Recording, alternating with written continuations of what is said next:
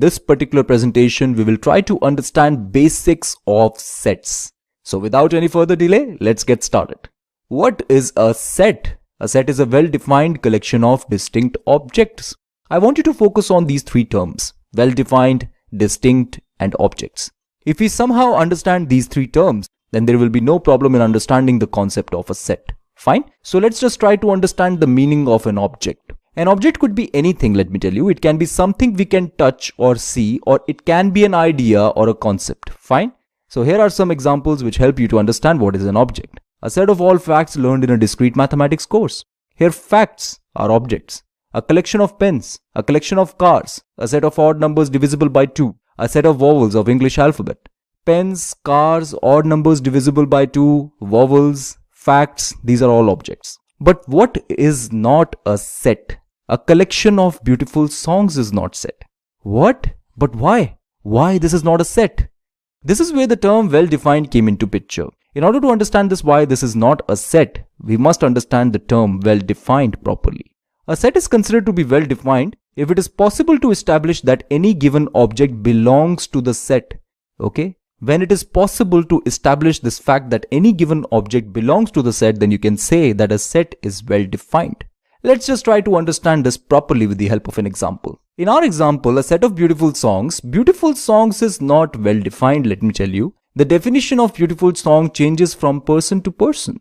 Beautiful songs is not actually well-defined. Okay, let me tell you how. Mark says that a song is beautiful when it is meaningful. So he's my friend, Mark, and he says that a song is beautiful when it is meaningful. On the other hand, Adam says a song, if it relaxes anyone with its calming music, is beautiful. Now Adam actually has his own perspective. A song, if it relaxes anyone with its calming music, is actually beautiful.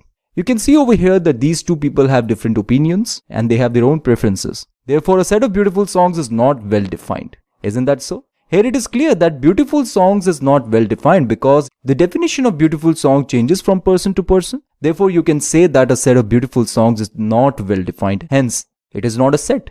A set must be a well defined collection of objects. Fine? So the term well defined is very important here.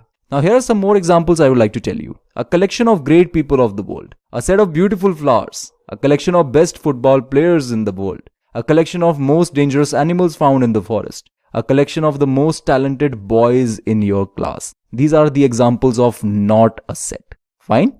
After understanding the meaning of well-defined as well as an object, now we'll try to understand the meaning of distinct objects. Fine? What are distinct objects? We can have a set with duplicate objects, let me tell you. But a set with duplicate objects is similar to a set with distinct objects. For example, we can have a set like this, A equal to 1, 2, 2, 3, 3, 3. And we can have a set like this, B equal to 1, 2, 3. Let me tell you that there is no difference between these two sets. They are actually equal. A is actually equal to B. Even though you can clearly see that A has total 6 elements and B has 3 elements. But eventually A is equal to B. Actually, in a set, these duplicate objects get eliminated and we end up with a set similar to this set. Okay? Eventually, we end up with a set without duplicate elements. Here you can see that A is equal to B. So it is clear that writing duplicate elements is actually redundant. So it is clear that a set with duplicate objects is actually similar to a set with distinct objects. This is the reason why the definition holds true. A set is a well-defined collection of distinct objects. Okay? Now you have understood the term set. A set is a well-defined collection. It must be well-defined, fine. And apart from this, there must be distinct objects within it. Now let's just try to understand the meaning of set membership.